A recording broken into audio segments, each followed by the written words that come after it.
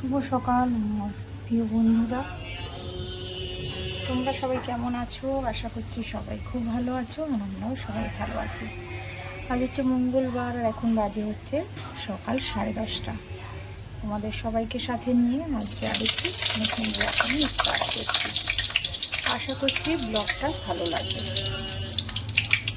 সকালে উঠে কিন্তু অনেক কাজই হয়ে গেছে। এখন তোমার দেখো করছি হচ্ছে এটা ডাল, পেঁয়াজের ডাল করব। অনেক দিন হলেও পেঁয়াজের ডাল করা হয় না। ছোটো ছেলে তো স্কুলে বেরাবে, তাই একটু পেঁয়াজের ডাল করে নিচ্ছি। পেঁয়াজের ডাল করব আর হচ্ছে তোমার একটু আলু ভেজে ডিমের অমলেট করে দেবো। ওই দিয়েই ওদের সকালে মোটামুটি টিফিনটা হয়ে যাবে। আর এটা করছি দেখো, ছেলে স্কুলে নিয়ে যাবে চাউমিনটা সিদ্ধ করে নিয়েছিলাম। দেখো একটার সাথে একটা কিন্তু একটুও লাগবে না। একটু যখন তোমার সিদ্ধ করেছিলাম তখন একটু তেল, রিফাইন মানে তেল আর হচ্ছে একটু নুন দিয়ে সিদ্ধ করেছি, তাই দেখো একটার সাথে একটা কিন্তু লাগেনি। আর এটাই বসিয়ে দিয়েছি তেল। একটু বাদামটা ভেজে নেব। বাদামটা ভেজে দেখো ডিমটা একটু ভেজে নেব। ভেজে তুলে নিয়ে তারপর একটু আলু আর পেঁয়াজ দেবো। সিম্পলভাবে করবো, খুব একটা বেশি দেবো না পেঁয়াজ। তো চলো ছেলের টিফিনটা রেডি করি, এদিকে ডালটা হতে থাক আর তোমরা দেখতে থাকো। এদিকে একটু আলু পেঁয়াজও ভেজে নিলাম ছেলেদের জন্যে, আর ডাল তো হয়েই গেছে। আর এটা হচ্ছে তোমার চাউমিনটা, দেখো পুরো কমপ্লিট হয়ে গেছে। এবার একটুখানি তোমার টিফিন বক্সে ভরে আলগা করে রেখে দেবো, কারণ যা গরম পড়েছে যদি গরম গরমই টিফিন বক্সের মধ্যে দিয়ে দিই আর বন্ধ করে দিই তাহলে কিন্তু তোমার পরে নষ্ট হয়ে যেতে পারে। কারণ ও তো খাবে অনেকটাই তোমার মানে বিকেল ধরো 3টে এরকম সময় ওর টিফিন হয়, তাই একটু আলগা করে রেখেছিলাম। আর দেখো একটু ঠান্ডা হওয়াতে একটু ওপর দিয়ে সস দিয়ে দিয়েছি। বলেছিলাম একটু পেঁয়াজ দেবো নাকি, তা বললো না মা পেঁয়াজ দিও না, গন্ধ বেরাবে, তাই আর দিইনি। আর ওকে স্কুল পাঠিয়ে কিন্তু আমি আবার চলে গেছিলাম একটু দোকানে, গেছিলাম হচ্ছে একটু তেল আনতে গিয়ে আবার একটু দেখো বাজার করে নিয়ে চলে এসেছি। একটু টমেটম, কাঁঠাল, শাক এই সমস্ত আবার কিনে নিয়ে চলে এসেছি। আর একটু নিয়ে এসেছিলাম কাঁঠাল বিচি। আমার মা জানো তো বলেছিল যে আমাবছির মধ্যে একটু ভাজা পোড়া খাবি, তাই একটু কাঁঠাল বিচি নিয়ে এসেছিলাম যে বিকেলের দিকে একটু পুড়িয়ে খাবো। আর এদিকে তোমাদের দাদাভাই নিয়ে এসছে লোটে মাছ আর কাতলা কাটা মাছটা শাশুড়ি করে নিয়েছে। আমি বললাম আমার জন্য এক পিস শুধু আলাদা রেখে দাও, শুধু ভাজা খাবো, রোজ রোজ ঝাল না একদম ভালো লাগে না। তাই শাশুড়ি আলাদা এক পিস রেখে দিয়েছিল, আমি পরে ভেজে নিয়েছিলাম। আর এটা দেখো লোটে মাছটা করছি। পেঁয়াজ, টমেটম, রসুন, আদা সব একটু কুচু কুচু করে দেখো কেটে নিয়েছি। আর একটু মাছটা প্রথমে ভেজে নিলাম হালকা একটু তেল দিয়ে, আর একটু কালো জিরে তেজপাতা ফোড়ন দিয়ে পেঁয়াজ এক এক করে, টমেটম, আদা কুচি, একটু তোমার রসুন সব দিয়ে দেখো লঙ্কা দিয়ে ভালো করে একটুখানি ভাজা করে কিন্তু মশলাগুলি দিয়ে দিয়েছিলাম। দিয়ে একদম তোমার লোটে মাছটা করে সোজা চলে এসেছি ঘরে।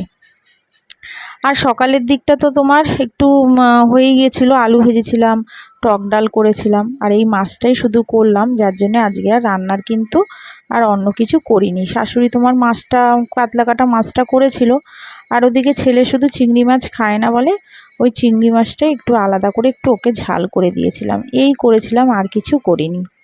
তা যাই হোক ওদিকে রান্নাটা মোটামুটি কিন্তু কমপ্লিট করে সোজা চলে এসেছি ঘরে। দেখো বেডটা কিন্তু একটু ক্লিন করে গেছিলাম যে একটু পরিষ্কার করে যাই, তা এসে বাদবাকি আর একটু ঝেড়ে ঠেড়ে একটুখানি টান করে চাদরটা দেখো গুছিয়ে নিলাম। আর এদিকে যা পোছাপুছি থাকে সমস্ত কিছু কিন্তু করে নিচ্ছি। আর অনেকগুলি জামা কাপড়ও তোমার জমেছিল, সেগুলোকেও আবার ভাঁজ করে রেখে দিলাম।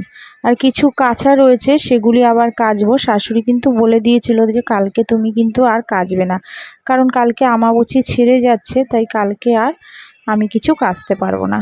তাই আজকে অনেকগুলি জানো তো কাচা ভিজিয়ে রেখেছি, কারণ ভাবছি ঘরের কাজটা করে ঠরে তারপরে কেচে নেব।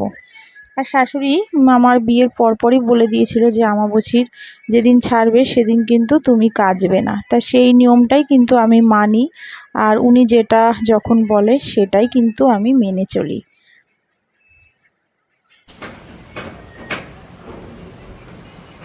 দেখো বন্ধুরা, কত কেচে আনলাম।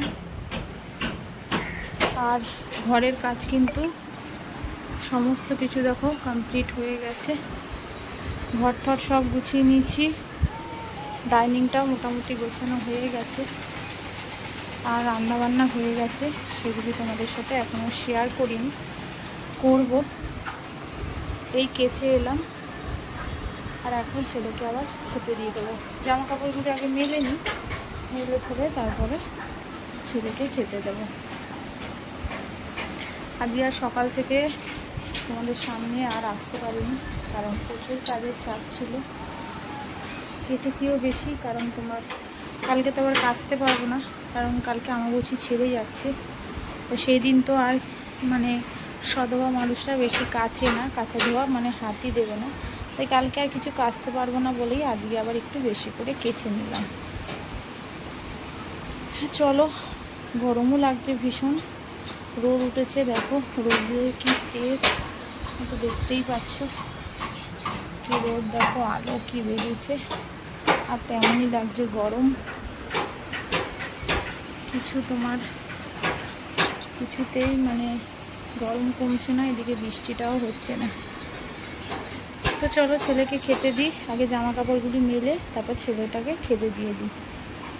চলো তাহলে। আর কি কি রান্না করলাম সেগুলি দেখাচ্ছি। দেখো আলু ভাজা, পেঁয়াজের ডালটা, আর এদিকে লোটে মাছটা আমি করেছি, আর এই দেখো শাশুড়ি করেছে টক ডাল আর মাছটা। এই মোটামুটি আজকে হয়েছে। আর এটা হচ্ছে সন্ধ্যাবেলার দিকটা, দেখো আমি সন্ধ্যাবাতি দিয়ে দিচ্ছি, আর ওদিকে তোমার ছেলেদের জন্য কিছু খাবার রেডি করব। শুভ সন্ধ্যা বন্ধুরা, দুপুরে খাওয়া দাওয়ার পরে কিন্তু একটু শুয়েছিলাম। ছোটো ছেলে এলো ছটার সময়, এসে ওকে আবার খাইয়ে দিলাম, খেয়ে ও শুয়ে একটু কার্টুন দেখছিল। তারপর বড় ছেলে পড়ে আসলো, এসে বলছে মা একটু পরোটা বানাও।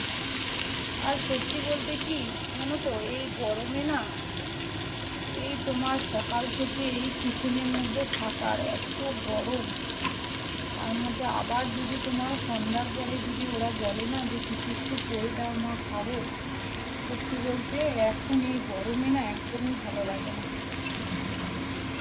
একবার যেন তো নাই করে দিয়েছিলাম যে না পরোটা করতে পারবো না, পরোটার সাথে আবার তরকারি করতে হবে। আর ওরা এই তরকারিটাই দুই ভাই খুব ভালোবাসে, আলাদা যে কিছু কিনে এনে খাবে সেগুলো খাবে না, এই তরকারি দিয়ে পরোটা খুব ভালোবাসে, পরোটাই বলো লুচি বলো। তো যাই হোক, না করে দিয়েছিলাম, কিন্তু পরে ভাবলাম কি যাই, ছেলেগুলি বললো না করে দিলাম, সব করেই দিই।